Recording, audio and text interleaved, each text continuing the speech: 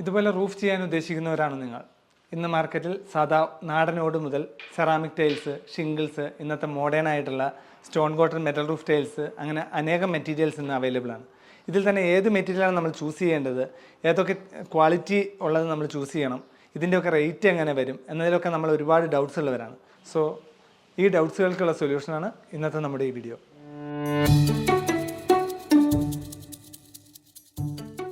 ഇന്ന് മാർക്കറ്റിൽ ഒരുപാട് തരം റൂഫിംഗ് മെറ്റീരിയൽസ് അവൈലബിൾ ആണ്. അതായത് സാധാ നാടൻ ഓട് മുതൽ ceramic tiles, GI sheet, aluminium sheet, shingles, ഇപ്പോഴത്തെ മോഡേൺ ആയിട്ടുള്ള സ്റ്റോൺ കോട്ടഡ് ഷീറ്റ് വരെ. പക്ഷേ നമ്മൾ ഏത് മെറ്റീരിയൽ ചൂസ് ചെയ്യണമെന്ന് ഇന്നും നമുക്ക് ഒരു തീരുമാനമില്ലാത്ത കാലഘട്ടമാണ്. കാരണം അടുത്ത വീട്ടിൽ ഏതാണോ ചെയ്തിരിക്കുന്നത് അതിനേക്കാൾ അല്പം കൂടി മേളിൽ എന്നുള്ള ചിന്ത മാത്രമേ ഉള്ളൂ. എന്നാൽ നമ്മളുടെ ബഡ്ജറ്റിന് അനുസൃതമായി നമുക്ക് ഏറ്റവും സ്യൂട്ടബിൾ ആയിട്ടുള്ള മെറ്റീരിയൽ ഏത് എന്നുകൂടി നമ്മൾ ചൂസ് ചെയ്യേണ്ടതുണ്ട്. നമുക്ക് ചോർച്ച ഉണ്ടാവാതിരിക്കുക എന്നൊരു ലക്ഷ്യം മാത്രമേ ഉള്ളൂ എങ്കിൽ ഒരിക്കലും നമ്മൾ ഈ മോഡേൺ ആയിട്ടുള്ള റൂഫിംഗ് സൊല്യൂഷനുകളിലേക്ക് പോകേണ്ട കാര്യമില്ല. നമുക്ക് GI ഷീറ്റിലേക്കോ അലുമിനിയം ഷീറ്റിലേക്കോ റേറ്റ് കുറഞ്ഞ രീതിയിൽ നമുക്ക് ചെയ്തു പോകാവുന്നേ ഉള്ളൂ. പക്ഷേ നമ്മൾ ഉദ്ദേശിക്കുന്ന ഇപ്പോഴത്തെ മോഡേൺ ആയിട്ടുള്ള രീതിയിലുള്ള ആർക്കിടെക്ചറൽ രീതിയിലുള്ള ഒരു വീടോ കാര്യങ്ങളോ ഒക്കെ ആണെങ്കിൽ തലയെടുപ്പുള്ള ഒരു റൂഫിംഗ് ആവശ്യമെങ്കിൽ അങ്ങനെ വരുമ്പോഴാണ് നമ്മൾ എപ്പോഴും മോഡേൺ ആയിട്ടുള്ള റൂഫിങ്ങിലേക്ക് ചിന്തിക്കേണ്ടതുള്ളത്. അവിടെയും നമ്മൾ ചിന്തിക്കേണ്ട മറ്റു കാര്യങ്ങളുണ്ട്. നമുക്ക് വേണ്ടത് ഒരുപാട് ചൂട് കൂടുതലുള്ള ഏരിയ ആണെങ്കിൽ ഹീറ്റ് പ്രൂഫ് ആയിട്ടുള്ള മെറ്റീരിയൽ വേണം. അതുപോലെ സൗണ്ട് പ്രൂഫ് ആയിട്ടുള്ള മെറ്റീരിയൽ ആണോ വേണ്ടത്, അതുപോലെ എസ്തെറ്റിക് ലുക്കിന് വേണ്ടിയിട്ടുള്ള ഏരിയ ആണോ, അതുപോലെ ഈ തീരപ്രദേശങ്ങൾ കടൽക്കാറ്റടിക്കുന്ന ഉപ്പുകാറ്റടിക്കുന്ന മേഖലയാണോ, അവിടെയൊക്കെ ആണെങ്കിൽ നമുക്ക് സോൾട്ട് ടെസ്റ്റ് കൂടി പാസ്സായ മെറ്റീരിയൽ വേണം. അങ്ങനെ ഓരോരോ കാറ്റഗറി അനുസരിച്ച് വേണം നമ്മൾ ചെയ്യാൻ ഉദ്ദേശിക്കുന്ന മെറ്റീരിയൽ നമ്മൾ ചൂസ് ചെയ്യാൻ. ഇപ്പം നമ്മൾ നിൽക്കുന്നത് പാലക്കാടുള്ള നമ്മളൊരു സൈറ്റിലാണ്. കേരളത്തിലെ തന്നെ ഏറ്റവും ചൂടുള്ള ഒരു ഏരിയയാണ് പാലക്കാട്, നമുക്കറിയാം. ഈ ഏരിയകളിൽ സെറാമിക് ടൈൽസൊക്കെ ഇടുന്നവർ പലരും പറയാറുണ്ട് ഭയങ്കര ചൂടാണെന്ന് പറയാറുണ്ട്. അത് സെറാമിക് ടൈൽസിൻ്റെ കുഴപ്പമല്ല, നമ്മൾ ചൂസ് ചെയ്ത മെറ്റീരിയലിൻ്റെ കുഴപ്പമാണ്. കാരണം പക്ക സെറാമിക് ടൈലാണ് എങ്കിൽ അത് ഫൈനസ്റ്റ് വൈറ്റ് ക്ലേ മെറ്റീരിയൽ ആയിരിക്കണം. പക്ഷേ നമുക്കിന്ന് നാട്ടിൽ അവൈലബിൾ ആയിട്ടുള്ള പല സെറാമിക് ടൈൽസും ഫ്ലൈ ആഷ് മിക്സേഴ്സ് പോലുള്ളവ ആഡ് ചെയ്ത് വരുന്നതിനാൽ തന്നെ ഇതിൻ്റെ ചൂട് പിന്നീട് കൂടുകയും അതുപോലെ തന്നെ ഇത് കൂടുതൽ വെള്ളം കുടിക്കുകയും കാലക്രമേണ പായൽ പിടിക്കാനൊക്കെ സാധ്യതയുണ്ട്. ശരിക്കും സെറാമിക് ടൈൽസ് എന്ന് വെച്ചാൽ ഫൈനസ്റ്റ് വൈറ്റ് ക്ലേ മെറ്റീരിയൽ ആയിരിക്കണം. അങ്ങനെയാണെങ്കിൽ അതിൻ്റെ ചൂട് ഒരു പരിധി വരെ നമുക്ക് കുറഞ്ഞു കിട്ടുന്നതാണ്. അതുപോലെ നമ്മൾ കൂടുതലായിട്ട് ശ്രദ്ധിക്കേണ്ട ഒരു കാര്യമാണ് തീരപ്രദേശത്ത് റൂഫ് ചെയ്യുന്നതിനെ പറ്റി. അതായത് തീരപ്രദേശത്ത് ചെയ്യുമ്പോഴെന്ന് വെച്ചാൽ ഒരിക്കലും നമ്മൾ GP പൈപ്പ് ഒന്നും ഉപയോഗിച്ച് നമ്മൾ സ്ട്രക്ചർ ചെയ്യാൻ പാടില്ല.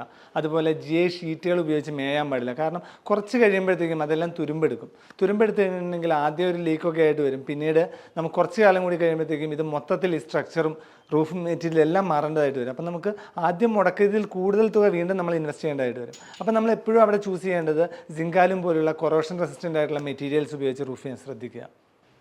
ഇന്നത്തെ നമ്മുടെ സൈറ്റിനെ സംബന്ധിച്ചിടത്തോളം നമ്മുടെ കസ്റ്റമറിൻ്റെ താല്പര്യം അദ്ദേഹത്തിൻ്റെ വീടിൻ്റെ ഈ എസ്തെറ്റിക് ലുക്ക് കളയാത്ത തരത്തിൽ നല്ലൊരു റൂഫായിരിക്കണം. അതുപോലെ തന്നെ ഈ സ്പേസ് അദ്ദേഹത്തിന് ഉപയോഗിക്കാൻ കഴിയണം. പാലക്കാടായതുകൊണ്ട് തന്നെ നല്ല ചൂടുള്ള ഏരിയയാണ്.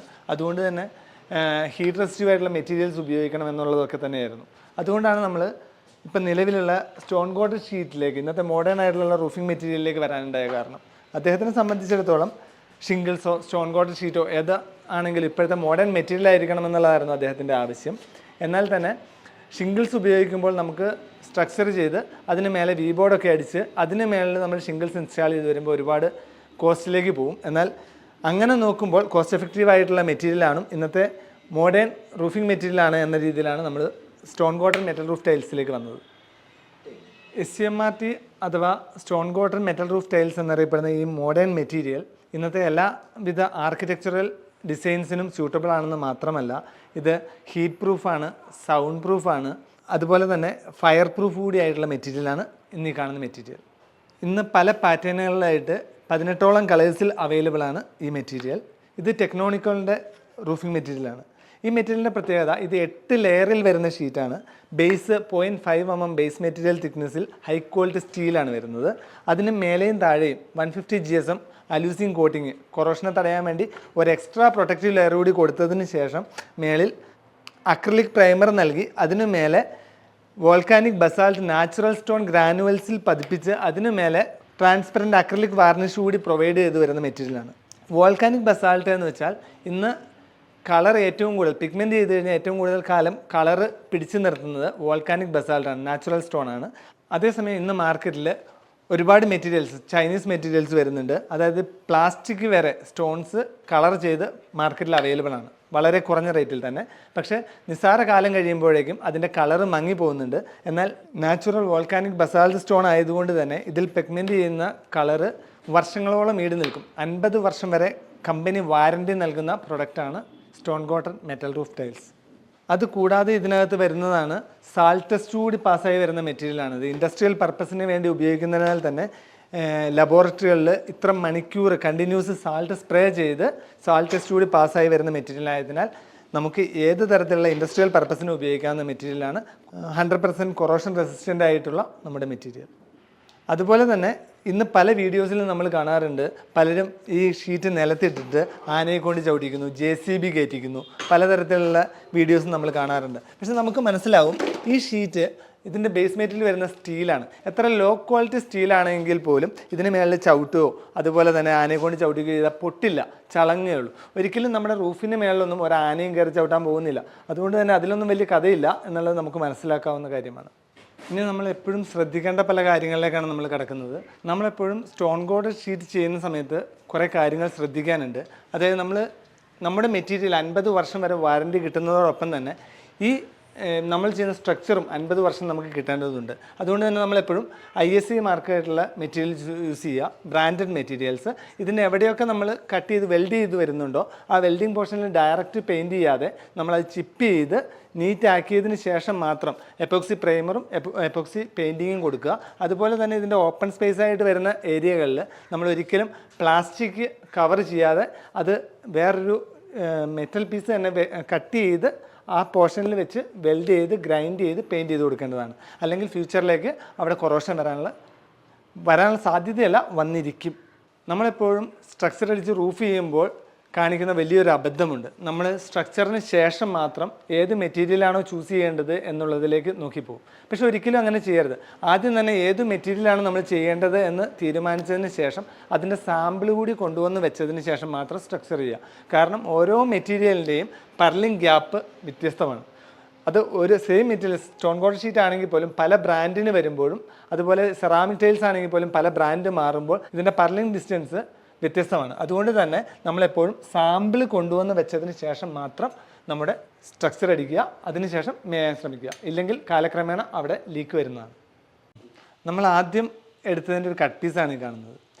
ഇവിടുത്തെ കസ്റ്റമർ നമ്മളെ ബന്ധപ്പെടുന്ന സമയത്ത് ഓൾറെഡി പല കൊട്ടേഷനുകൾ എടുത്തിട്ടുണ്ടായിരുന്നു. ആ കൂട്ടത്തിൽ നമ്മുടെ മെറ്റീരിയലിൻ്റെ GSM അലൂസിങ് കോട്ടിങ് എത്രയെന്ന് ചോദിച്ചപ്പോൾ 150 GSM എന്ന് പറഞ്ഞപ്പോൾ എന്നോട് ചോദിച്ചൊരു കാര്യമുണ്ട്. ഞങ്ങൾക്ക് കിട്ടിയിരുന്ന കൊട്ടേഷൻ 200 GSM ഉണ്ട് എന്ന്. അതായത് ഞാൻ ആദ്യം പറഞ്ഞതുപോലെ തന്നെ ചൈനീസ് ബ്രാൻഡുകൾ ചുമ്മാ പല രീതിയിൽ എഴുതി കൊടുക്കുന്നുണ്ട്. പക്ഷേ അതിനകത്ത് പെട്ടെന്ന് തന്നെ അദ്ദേഹത്തെ ബോധ്യപ്പെടുത്താൻ സാധിച്ചു. ആ കൊടുത്തിരിക്കുന്ന മെറ്റീരിയലിൻ്റെ ഒരു ഷീറ്റിൻ്റെ വെയിറ്റ് വരുന്നത് 2900 ഉണ്ടായിരുന്നുള്ളൂ. പക്ഷേ 150 GSM അലൂസിങ് കോട്ടിംഗ് ഉള്ള 0.5 ബേസ് മെറ്റീരിയൽ തിക്നെസ് ഉള്ള നമ്മുടെ മെറ്റീരിയൽ ഒരു ഷീറ്റ് 3,100 വെയിറ്റ് ഉണ്ട്. എന്ന് വെച്ചിട്ടുണ്ടെങ്കിൽ 2,900 ആ മെറ്റീരിയൽ 200 GSM-ൽ ഉണ്ടെന്ന് പറയുന്നിടത്ത് 150 GSM-ൽ താഴെ മാത്രമേ ഉള്ളൂ എന്നുള്ളത് പുള്ളിക്ക് അദ്ദേഹത്തിനെ ബോധ്യപ്പെടുത്താൻ സാധിച്ചതാണ്. കാരണം GSM എന്ന് വെച്ചാൽ ഗ്രാം പെർ സ്ക്വയർ മീറ്റർ ആണ്. അതും വെയിറ്റ് കൂടുകയാണ് ചെയ്യുന്നത്. GSM കൂടുമ്പോൾ മെറ്റീരിയലിൻ്റെ വെയിറ്റ് കൂടണം, ഒരിക്കലും കുറയില്ല. അതുകൊണ്ട് തന്നെ നമ്മളെപ്പോഴും അവരുടെ സർട്ടിഫിക്കേഷൻസ് ചോദിക്കാൻ തയ്യാറാവണം. കാരണം ഇപ്പോൾ ചൈനീസ് ബ്രാൻഡ് ആണെങ്കിൽ അവിടുത്തെ സർട്ടിഫിക്കറ്റ് കാണിച്ചാൽ പോരാ, നമ്മുടെ ഇന്ത്യൻ ലബോറട്ടറിയിലെ ടെസ്റ്റ് റിപ്പോർട്ടുകൾ നമ്മൾ ചോദിച്ച് കണ്ട് ബോധ്യപ്പെടേണ്ടത് ആവശ്യമാണ്. നമ്മൾ ഇൻഡസ്ട്രിയൽ പർപ്പസിനൊക്കെ ഉപയോഗിക്കുന്നതുകൊണ്ട് തന്നെ നമ്മുടെ മെറ്റീരിയൽസ് അവർ കൊണ്ടുപോയി, നമ്മൾ കൊടുക്കുന്ന സർട്ടിഫിക്കറ്റ്സ് മാത്രമല്ല അവർ കൊണ്ടുപോയി പുറത്തെ ലാബുകളിൽ ടെസ്റ്റ് നടത്തുന്നുണ്ട്. അതിൻ്റെ ടെസ്റ്റ് റിപ്പോർട്ടുകളും നമുക്ക് കാണിക്കാൻ സാധിക്കും. നമ്മൾ അവരോട് ചോദിക്കണം. അത് കണ്ട് ബോധ്യപ്പെട്ടതിന് ശേഷം മാത്രം നമ്മൾ മേടിക്കാൻ ശ്രമിക്കുക. കാരണം ഇന്ന് മാർക്കറ്റിൽ എല്ലാവരും നമ്മളെ കൺവിൻസ് ചെയ്യുന്നതിന് പകരം ക്യാൻവാസ് ചെയ്ത് അവരിലേക്ക് എത്തിക്കുകയാണ് ചെയ്യുന്നത്. ഒരു കസ്റ്റമറെ സംബന്ധിച്ച് എപ്പോഴും പ്രീമിയം ക്വാളിറ്റി മെറ്റീരിയൽ ചൂസ് ചെയ്യണമെന്ന് പറയുമ്പോൾ അവർ ശ്രദ്ധിക്കുക അവരുടെ കോസ്റ്റ്, അതായത് അവരുടെ ബഡ്ജറ്റ് അതിന് മേലെ കയറി പോകുമോ എന്നുള്ളതിലേക്കായിരിക്കും അവർ ഭയപ്പെടുന്നത്. പക്ഷേ ശരിക്കും ഇപ്പം നമ്മളാണെങ്കിൽ തന്നെ റഷ്യൻ പ്രൊഡക്റ്റ് നമ്മൾ മാർക്കറ്റിലേക്ക് എത്തിക്കുകയാണ്. ഈ പറഞ്ഞതുപോലെ തന്നെ ഏതൊരു ബ്രാൻഡാണെങ്കിലും അവരിൽ നിന്ന് ഡയറക്റ്റ് ചാനൽ പാർട്ണറിൽ വന്ന് അവരിൽ നിന്ന് അടുത്ത ഡീലർ വഴി ഏതെങ്കിലും ഷോപ്പിൽ വന്ന് അവിടെ നിന്ന് നമ്മൾ പർച്ചേസ് ചെയ്ത് വരുമ്പോൾ ഇതിനിടയ്ക്ക് ഒരുപാട് പേര് ഇതിനിടയ്ക്ക് കമ്മീഷൻ ഏജൻസ് ആയിട്ടുണ്ട്. ഇത് കഴിഞ്ഞ് വരുമ്പോഴാണ് നമ്മുടെ റേറ്റ് ഒരുപാട് കയറിപ്പോവുക. അപ്പോൾ നമ്മൾ ഏറ്റവും കൂടുതൽ ശ്രദ്ധിക്കേണ്ടത് ഡയറക്റ്റ് കമ്പനിയുടെ ചാനൽ പാർട്ണറിൽ നിന്ന് നമ്മൾ പർച്ചേസ് ചെയ്യുകയാണെങ്കിൽ നിങ്ങളുടെ ബഡ്ജറ്റിന് അനുസൃതമായി പ്രീമിയം ക്വാളിറ്റി പ്രോഡക്റ്റ് ഡയറക്റ്റ് നിങ്ങളിലേക്ക് എത്തുന്നതുകൊണ്ട് ഏറ്റവും കുറഞ്ഞ റേറ്റിൽ നിങ്ങൾക്ക് പർച്ചേസ് ചെയ്യാൻ സാധിക്കുന്നതാണ്. ഇന്ന് നമ്മൾ ഡിസ്കസ് ചെയ്തുകൊണ്ടിരുന്നത് 4200 സ്ക്വയർ ഫീറ്റ് വരുന്ന SCMRT പ്രൊജക്റ്റാണ്. ഇതുകൂടാതെ മാർക്കറ്റിൽ നിന്ന് ഒരുപാട് റൂഫിംഗ് മെറ്റീരിയൽസ് അവൈലബിൾ ആണ്. വരും വീഡിയോസിൽ നമുക്ക് കൂടുതൽ മെറ്റീരിയൽസിനെ പരിചയപ്പെടാം. താങ്ക്